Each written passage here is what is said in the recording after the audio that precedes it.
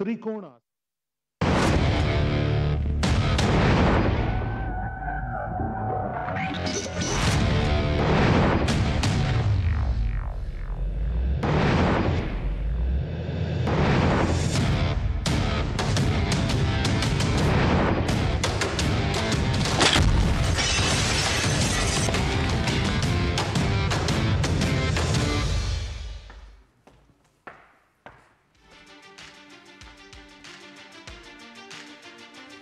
नमस्कार, स्वागत है आप सभी का। मैं हूं कृतिका और देश का सबसे भरोसेमंद चैनल डीडी न्यूज पर लेकर हाजिर हूं आपका अपना पसंदीदा शो खबरों का सरपंच न्यूज पंच। और इस कार्यक्रम के जरिए हम हर रोज वो तमाम खबरें आप सभी के सामने लेकर आते हैं जिन पर रहती है हम सभी की नजर। साथ ही अपने संवाददाताओं से लेते हैं उन खबरों से जुड़ा हुआ एक एक अपडेट। होगी विस्तार से चर्चा उन तमाम खबरों को लेकर, लेकिन आज न्यूज पंच में जिन खबरों की करेंगे हम प्रमुखता से बात। सबसे पहले उन प्रमुख खबरों का रुख करते हैं। तो आज सबसे पहली और प्रमुख खबर हनीमून मिस्ट्री से जुड़ी। जी हां, हनीमून मर्डर मिस्ट्री में अब एक नया ट्विस्ट आ चुका है। नया ट्विस्ट क्या आया है वो आपको बताएंगे विस्तार से, लेकिन साथ ही अगर हम देखें तो फिलहाल 5 आरोपियों की गिरफ्तारी के बाद में आज होनी है कोर्ट में पेशी, जिसके बाद में रिमांड पर लिया जाएगा और उसके साथ ही रिमांड पर लेने के बाद में उनसे पूछताछ होगी कि आखिर कैसे इस पूरी मर्डर को अंजाम दिया गया। बताएंगे इस खबर के बारे में विस्तार से आपको, लेकिन इसके साथ ही जो दूसरी प्रमुख खबर है वो है दिल्ली से जुड़ी हुई, जहां अवैध बांग्लादेशियों पर बड़ा एक्शन इस वक्त दिल्ली पुलिस लेती हुई नजर आ रही है और काफी संख्या में बांग्लादेशियों को गिरफ्तार किया गया है अलग अलग जगह से। कहां से कितने बांग्लादेशियों को पकड़ा गया है बताएंगे विस्तार से आपको, लेकिन इसके साथ ही जो तीसरी प्रमुख खबर वायनाड से जुड़ी हुई। जी हाँ, प्रियंका गांधी से जुड़ी हुई तीसरी प्रमुख खबर,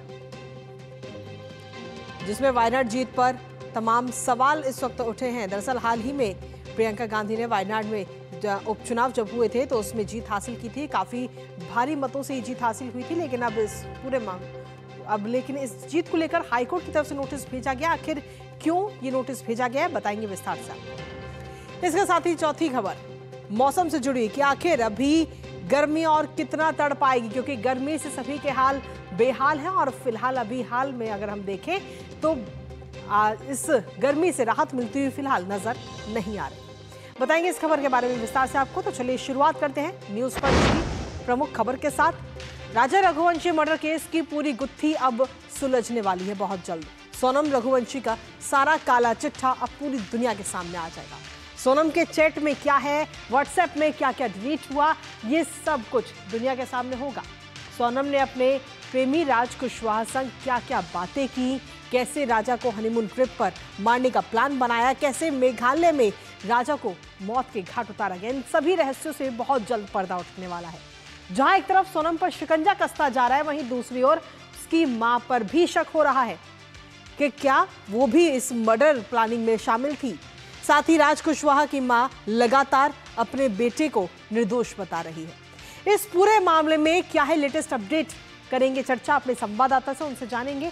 साथ ही आपको उससे पहले दिखाते हैं बेवफा सोनम पर कसता शिकंजा।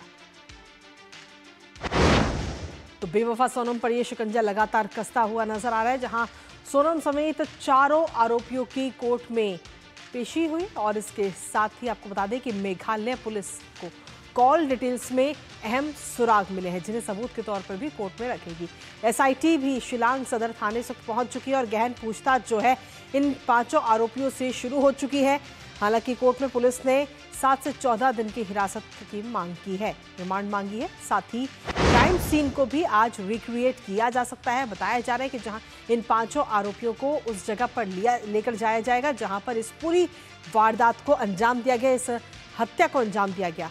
और साथ ही जो तमाम सवाल हैं कि आखिर इस हत्या के पीछे मास्टरमाइंड कौन है और किसने हत्या की राजा रघुवंशी की, इन तमाम सवालों के जवाब बहुत जल्द सामने होंगे। लेकिन जहां एक तरफ सोनम की मुश्किलें बढ़ती हुई नजर आ रही है क्योंकि उसने अपना जुर्म भी कबूल लिया है, लेकिन वहीं दूसरी तरफ अब शक सोनम की मां पर भी जा रहा है। राजा के भाई सचिन रघुवंशी की तरफ से एक बड़ा दावा किया गया। उन्होंने कहा है कि इस साजिश में सोनम की मां भी शामिल हो सकती है। उनके भाई के खिलाफ जो ये साजिश रची गई, हत्या की गई, और सोनम भाई की तरफ से कहा गया है कि वो बहुत कुछ जानती है लेकिन छिपा रही है। विपिन रघुवंशी ने इस पूरे मामले को लेकर सीबीआई जांच की मांग की और कहा है कि सिर्फ सोनम नहीं, कई और गिरफ्तार होंगे। तो इस पूरे मामले को लेकर के इस वक्त एक और नया एंगल इसमें कहीं ना कहीं निकलकर सामने आ रहा है। हमारे साथ हमारे सहयोगी शिलांग से इस वक्त जुड़ रहे हैं, आरोन लैन, और साथ ही आदित्य जुड़ रहे हैं भोपाल से। सबसे पहले आरोन, आपके पास में आना चाहेंगे, क्या कुछ लेटेस्ट अपडेट है आपके पास इस खबर से जुड़ा हुआ? आरोन।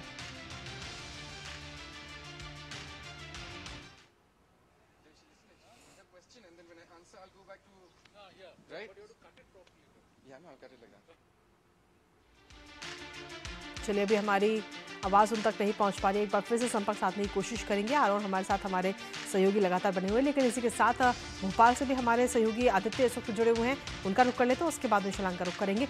आदित्य, आपके पास में आना चाहेंगे इस पूरे मामले को लेकर, जहाँ एक तरफ अब एक और नया एंगल और या यूँ कहें कि एक और ट्विस्ट अब सामने आ रहा है। राजा रघुवंशी के भाई की तरफ से ये बयान दिया गया है कि हो सकता है इस पूरे मर्डर में, प्लानिंग में सोनम की मां भी शामिल हो।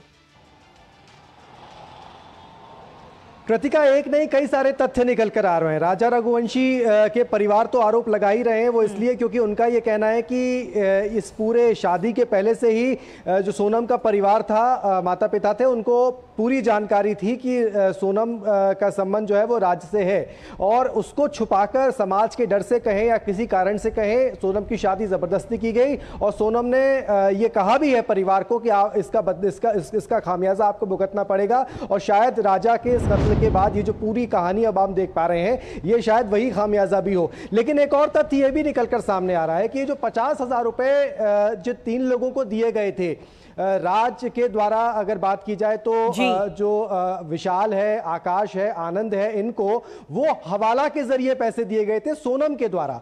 हवाला के जरिए एक नाम और एक शख्स का निकल कर आ रहा है, थोड़ी देर में हम उसको भी कंफर्म कर देंगे।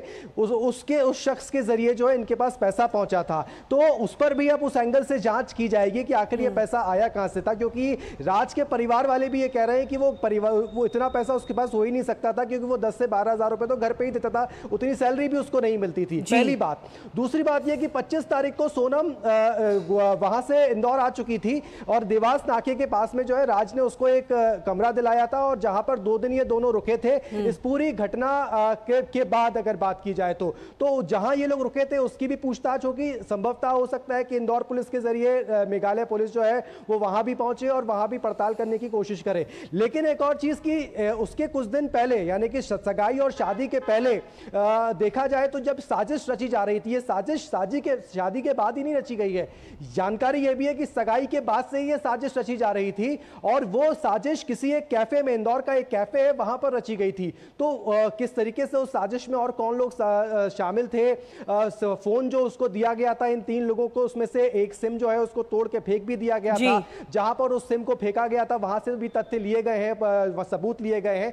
कुल मिलाकर कहें कृतिका तो कई सारे तथ्य हैं जिस पर अभी जांच होना बाकी है। केवल मेघालय में ही नहीं, इंदौर में भी इस पूरे मामले की जो एसआईटी मेघालय पुलिस के द्वारा बनाई गई है। अब उम्मीद कर सकते हैं कि मेघालय पुलिस एक बार फिर हो सकता है इंदौर आए और इंदौर पुलिस के साथ मिलकर इन तमाम जगहों पर जाकर जो है कुछ और पूछताछ करें।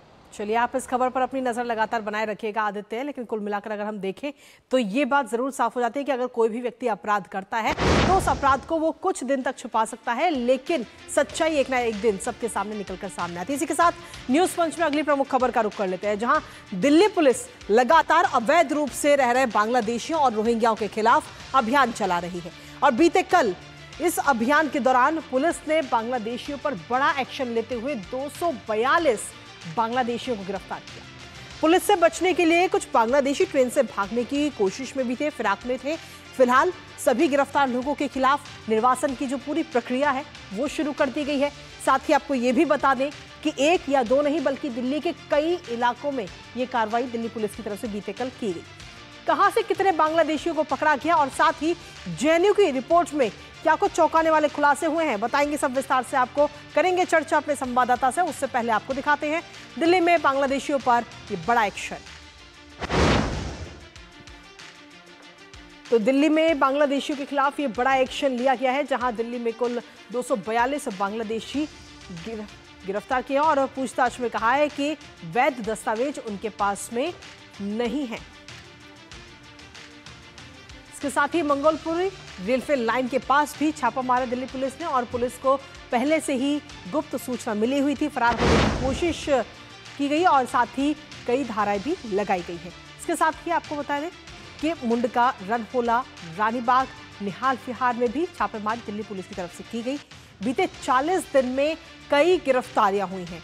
सभी पर निर्वासन की प्रक्रिया भी शुरू हो चुकी है। इसके साथ ही ट्रेनों से भागने की फिराक में ये घुसपैठिए थे जिन्हें धर दबोचा गया। लेकिन इसके साथ ही अगर हम देखें तो जेएनयू में हाल ही में एक रिपोर्ट सामने आई है और इस रिपोर्ट में कई सारे चौंकाने वाले खुलासे हुए हैं। दरअसल दिल्ली में 96% अवैध घुसपैठिए है मुस्लिम, बांग्लादेशी और रोहिंग्या की संख्या जिसमें सबसे ज्यादा है। खासतौर पर सीलमपुर, जामिया, मुस्तफाबाद जैसे तमाम जो इलाके हैं ये हॉटस्पॉट के तौर पर सामने आए हैं। दलाल और मौलवियों का नेटवर्क भी लगातार मदद कर रहा है। रहने के लिए, नौकरी के लिए और फर्जी डॉक्यूमेंट की व्यवस्था उनकी तरफ से की जा रही है। कानून व्यवस्था और चुनावी सिस्टम पर भी कहीं ना कहीं अब ऐसे में खतरा मंडरा रहा है। और साथ ही इस रिपोर्ट में यह भी कहा गया कि अवैध बस्तियों की जो संख्या है दिल्ली के अंदर वो बढ़ी है, जिससे कहीं ना कहीं शिक्षा, स्वास्थ्य और जल आपूर्ति पर भी सीधे तौर पर ये बोझ है। लेकिन आखिर ये जो पूरा नेटवर्क है वो कैसे चलता है, एक नजर उस पर भी डाल लेते हैं।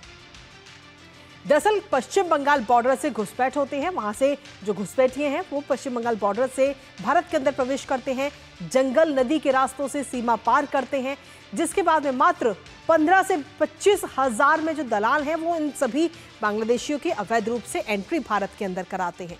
उसके बाद में फिर ट्रेन से और बस से दिल्ली उन सभी को पहुंचाया जाता है। पुराने घुसपैठियों के पास ये लोग जाकर के शरण ले लेते हैं, उनके साथ में रहने लगते हैं और दिल्ली में मात्र आप समझिए कि 5 से 10 हजार रुपए में ही फर्जी आधार बन जाते हैं। 30 हजार में फर्जी पासपोर्ट तैयार हो जाता है और उसके बाद में शुरू होता है अवैध काम धंधा। हमारे साथ हमारे सहयोगी मुकेश शुक्ला इस वक्त जुड़ रहे हैं, सीधा उन्हीं का रुख करते हैं। मुकेश, सीधे तौर पर ये पूरा नेटवर्क कैसे चलता है ये हमने अपने दर्शकों को बताया, लेकिन फिलहाल हाल ही में जो ये बड़ी कार्रवाई की गई, बड़ा एक्शन लिया गया दिल्ली पुलिस की तरफ से, 242 घुसपैठियों को पकड़ा गया है और अब निर्वासन की प्रक्रिया शुरू भी हो चुकी है। बिल्कुल, देखिए एक बड़ा ये जो फिगर है ये फिगर आउट हुआ है और उन्होंने बताया, डीसीपी से अभी बात हुई कि जब जनवरी 2025 शुरू हुआ और अभी तक उन्होंने जिस तरह से बांग्लादेशी जो इलीगल यहाँ पर रह रहे थे उनके खिलाफ ये अभियान और तेज किया और 242 अभी तक के आंकड़े जो है वो काफी चौंकाने वाले। और आज सुबह उन्होंने बताया कि 92 लोगों को हिंडन एयरबेस से रिपोर्ट किया गया, यानी वो 92 लोग जिनको बीती रात उन्होंने पकड़ा था, जिसमें वो मंगोलपुरी के रास्ते ट्रेन पकड़ करके भागने की फिराक में थे, जो सस्पेक्टेड थे। पुलिस की स्पेशल टीम थी, साथ ही साथ जो फॉरेन सेल बनाया गया है जिनकी नजर लगातार इस पर बनी हुई है। अभी देखिए कल ही 66 के आसपास जो थे नॉर्थ वेस्ट डिस्ट्रिक्ट में पकड़े, उसके बाद ये आउटर डिस्ट्रिक्ट में पकड़े। तमाम जिलों में इस तरह का ये अभियान चलाया जा रहा है और जब 2024 में एलजी साहब ने इसको बोला था कि भाई इनके खिलाफ अभियान चलाया जाए और अब से लेकर के अब तक ये देखिए फिगर जो है वो बढ़ती जा रही है। यानी बीते वर्ष में जो था वो 200-300 का आंकड़ा था और आप देखिए 4-5 महीने में ही आपको इतने चौंकाने वाले आंकड़े सामने आ रहे हैं। और ये जिस तरह से डंकी गेट के रास्ते से आते हैं और नॉर्थ ईस्ट के इलाकों से आते हैं, पश्चिम बंगाल के रास्तों से आते हैं और इनके किंगपिन को भी कृतिका यहाँ पर पकड़ा गया है। सबसे रोचक बात यह कि इनके जो सबऑर्डिनेट है जो उनको यहाँ लेकर के आते हैं उनको भी बख्शा नहीं जा रहा है। एक सवाल और आपसे लेना चाहेंगे कि जेएनयू की जो हाल ही में रिपोर्ट आई है उसमें भी कई सारे चौंकाने वाले खुलासे हुए हैं कि किस तरीके से ये अवैध लोगों के किस तरीके की संख्या वहां पर लगातार बढ़ रही है और जिसमें सबसे ज्यादा मुस्लिम है और कैसे उनके पासपोर्ट्स बनाए जाते हैं, उनके अवैध डॉक्यूमेंट्स तैयार किए जाते हैं। बिल्कुल, ये चौंकाने वाला आंकड़ा जेएनयू के द्वारा जो ये आंकड़ा दिया गया उसमें भी इस तरह के सस्पेक्टेड जो है वो पाए गए और उनको भी वहां पर पकड़ा गया था। तो ये जो है ये सारे के सारे एप्लीकेशन एप्स हैं जिसके द्वारा ही बांग्लादेश में बात करते हैं। यहाँ पे आकर के इनके एजेंट जो आपने बताया कि 20-25 हजार जो इनका अमाउंट फिक्स होता है उनके नाम पर इनको यहाँ पर लेकर के आते हैं। और आप देखिए जो कल की रिपोर्ट थी उसमें पहले इनको हरियाणा में रखा उन्होंने कुछ साल, उसके बाद दिल्ली लेके आए, दिल्ली से फिर यूपी शिफ्ट करते हैं, इनके ठिकाने भी बदले जाते हैं ताकि नजर में ना आए और कई वर्षों तक इसी तरह अपना एक गोरख धंधा चलाते हैं। चलिए, बहुत बहुत शुक्रिया मुकेश, तमाम जानकारी और अपडेट्स हमारे साथ साझा करने के लिए। इस खबर से जुड़े हुए अपनी नजर इस खबर पर लगातार बनाए रखिएगा। तो सीधे तौर पर अवैध घुसपैठियों के खिलाफ ये अभियान इस वक्त दिल्ली पुलिस की तरफ से लगातार चलाया जा रहा है और ये अभियान अभी और भी चलेगा। फिलहाल नजर इस खबर पर लगातार बनी रहेगी, लेकिन इसी बीच न्यूज पंच में वक्त एक छोटे से ब्रेक का है, कहीं मत जाएगा क्योंकि ब्रेक के उस पर आपको बताएंगे प्रियंका गांधी को हाईकोर्ट की तरफ से आखिर क्यों नोटिस दिया गया है। मेरे गांव की छत से मैं रोज चांद देखता था, फिर एक दिन देखा कि मेरा भारत ही चांद पर पहुंच गया, तिरंगा लेकर। इस अमृत पीढ़ी ने बचपन से ही भारत को अंतरिक्ष में छलांग लगाते देखा है, तभी तो देश को भरोसा है यही जनरेशन हमें ले जाएगी विकसित भारत तक। जो लक्ष्य चुना था समझ आने लगा है। GLA यूनिवर्सिटी, उच्च लक्ष्यों की निश्चित प्राप्ति। और ब्रेक के बाद एक बार फिर से स्वागत आप सभी का। रुक करेंगे न्यूज पंच में अब अगली महत्वपूर्ण खबर का। वायनाड से सांसद प्रियंका गांधी वाड्रा को केरल हाईकोर्ट ने एक नोटिस जारी किया है। इस नोटिस का कनेक्शन वायनाड जीत से जुड़ा हुआ है। दरअसल उपचुनाव में प्रियंका गांधी को टक्कर देने वाली भारतीय जनता पार्टी की उम्मीदवार नव्या हरिदास ने कोर्ट में याचिका दायर की है और इस याचिका में हरिदास ने कांग्रेस सांसद पर आरोप लगाया कि उन्होंने उपचुनाव के दौरान अपनी संपत्ति छिपाई और इसी के साथ हरिदास की मांग है कि प्रियंका गांधी की जीत को अवैध घोषित कर दिया जाए। इसके साथ ही आपको यह भी बता दें कि प्रियंका गांधी ने वायनाड में हुए उपचुनाव में भारी मतों के अंतर से जीत दर्ज की थी। फिलहाल अब इस मामले में अब अगली सुनवाई अगस्त में होगी। करेंगे इस मामले को लेकर चर्चा। उससे पहले आपको दिखाते हैं प्रियंका की वायनाड जीत पर क्यों उठे सवाल। तो वायनाड जीत पर प्रियंका गांधी ने जो हाल ही में जीत हासिल की थी उसको लेकर अब सवाल उठे और इसको लेकर प्रियंका गांधी वाड्रा को समन भी जारी किया गया है। केरल हाईकोर्ट की तरफ से ये नोटिस भेजा गया है प्रियंका गांधी को। वायनाड उपचुनाव में धांधली का आरोप इस वक्त प्रियंका गांधी वाड्रा के ऊपर है और इसको लेकर ये नोटिस जारी किया गया है।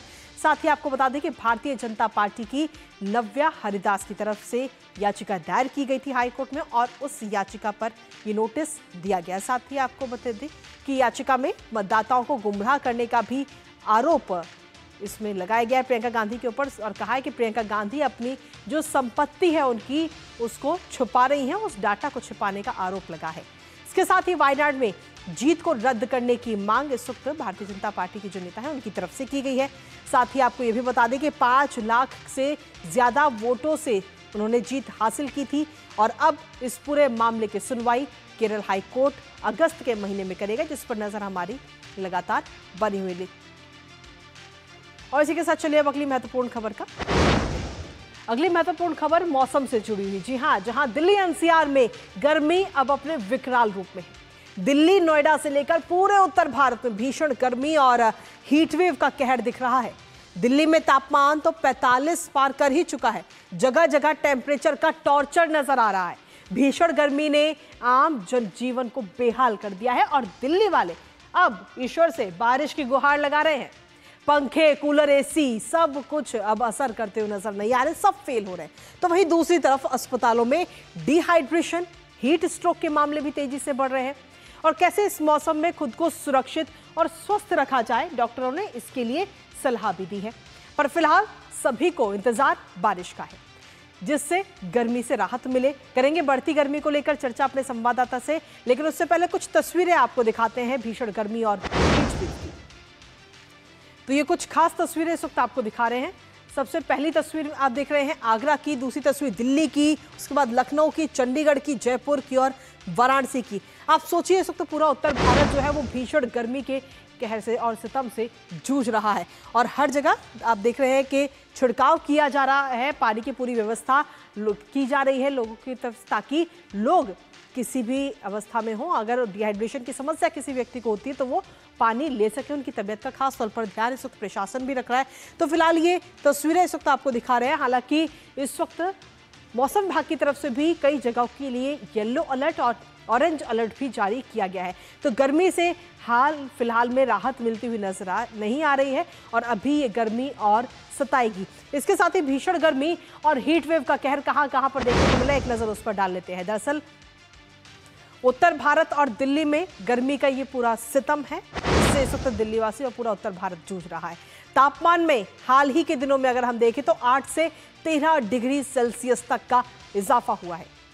8 राज्यों में हीटवेव का संकट है।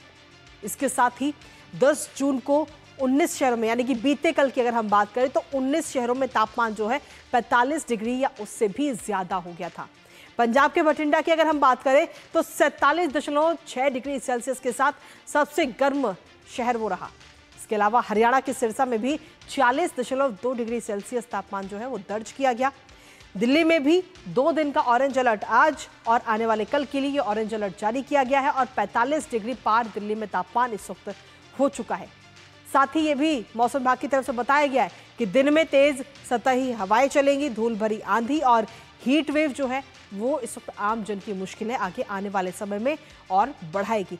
लेकिन फिलहाल अगर हम देखें तो मौसम विभाग की तरफ से राहत की उम्मीद भी जताई गई है कि दिल्ली वासियों को जल्द ही गर्मी से राहत मिलेगी। 14 जून को राहत मिलने की उम्मीद मौसम विभाग ने जताई है और मौसम में 14 तारीख और 15 तारीख को बदलाव हो सकता है। तेज हवा चलने और बिजली गिरने की आशंका इस वक्त जताई गई है। साथ ही गर्जन के साथ बारिश की भी संभावना मौसम विभाग ने जताई है। लेकिन अगर बारिश होती है तो उसके बाद में उमस और ज्यादा बढ़ जाएगी, यानी कि गर्मी भी बढ़ेगी और उमस भी बढ़ेगी, जिससे आम लोगों को और ज्यादा परेशानी होगी। लेकिन जहां एक तरफ हीट वेव है, गर्मी है, गर्मी का सितम, लेकिन वहीं दूसरी तरफ अस्पताल में हीट स्ट्रोक के मामलों में इजाफा देखने को मिला है।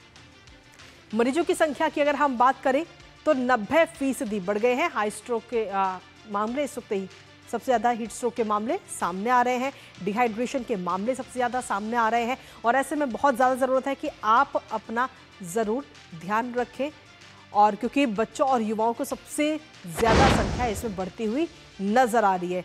हाल ही में अगर हम देखें तो अस्पतालों में 90% जो संख्या है वो इस वक्त बढ़ी है। अस्पतालों में हीट स्ट्रोक की, डिहाइड्रेशन की और साथ ही चक्कर आने की, इस तरीके के मामले सबसे ज़्यादा इस वक्त सामने आ रहे हैं। और साथ ही अगर इन मामलों की अगर हम बात करें तो सबसे ज़्यादा दिक्कत युवाओं को और ख़ासतौर पर बच्चों को होती हुई नजर आ रही है। और ऐसे में डॉक्टर्स की तरफ से भी ये सलाह दी गई है कि अगर ज़रूरत ना हो तो आप अपने घरों से बाहर भरी दोपहर में बिल्कुल भी ना निकलें।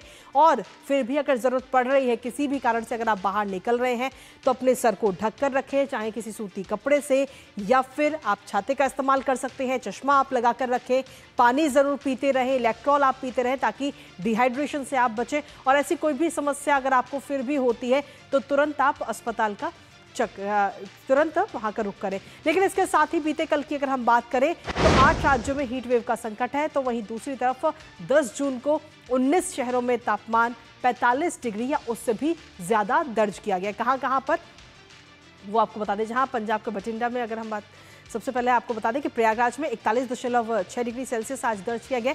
आज सुबह 11:30 बजे के ये तापमान हम आपको बता रहे हैं, जहां श्रीगंगानगर में 43.8 डिग्री सेल्सियस, पटियाला में 39.2 डिग्री सेल्सियस तापमान दर्ज किया गया है। इसके तो ये प्रमुख शहरों का तापमान इस वक्त आपको दिखा रहे हैं। इसके साथ ही लखनऊ की अगर हम बात करें तो 39.8 डिग्री सेल्सियस वहां पर तापमान दर्ज किया गया है। और साथ ही भोपाल में 38 डिग्री सेल्सियस तापमान दर्ज किया गया। इसी पर ताज़ा अपडेट ले लेते हैं। हमारे साथ में हमारे सहयोगी इस वक्त जुड़ रहे हैं, सीधा उन्हीं का रुख करते हैं।